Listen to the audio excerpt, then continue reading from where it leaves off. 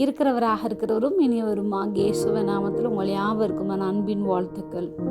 நம் காலங்கள் அவருடைய கையில் இருக்கிறது. சங்கீதம் 31:15.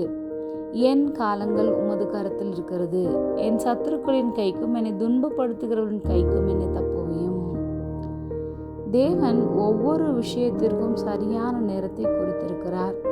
நாம் நினைப்பது போல் எல்லாம் உடனே நடக்காது. ஆனால் அவருடைய நேரத்தில் நடந்தால் அது சிறப்பாக இருக்கும்.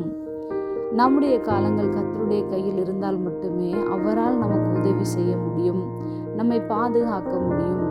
எல்லாவற்றையும் கர்த்தர் பார்த்து கொள்வார் என்று நாம் அவருடைய சமூகத்தில் அமைதியும் ஆறுதலும் பெற்றுக்கொள்ள முடியும்.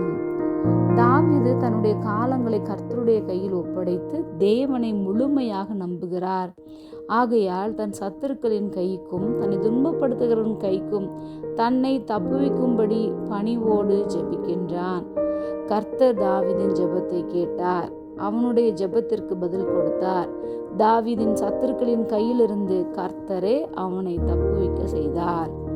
ஒருவேளை இன்று நாமும் எதிர்பார்த்திருக்கிற காலங்கள் சமயங்கள் வாய்க்கவில்லை என்று எண்ணிக்கொண்டிருக்கலாம்.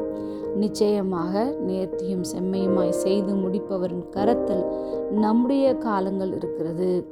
துன்பங்கள் துளைந்து போகும், துக்கங்கள் ஒரு பக்கமாய் சென்றுவிடும், வேதனைகள் எல்லாம் மாறிவிடும், உயர்வு நம்மை தேடி வரும். ஜெபம். அன்பின் பரம தகப்பனே, எப்பொழுதும் எங்களோடு கூட இருக்கிறவராகவே இருக்கிறவரே, எங்கள் காலங்கள் உம்முடைய கையில் இருக்கிறது. அதற்காக நாங்கள் நன்றி செலுத்துகிறோம். இயேசுவின் நாமத்தில் பிதாவே, ஆமென்.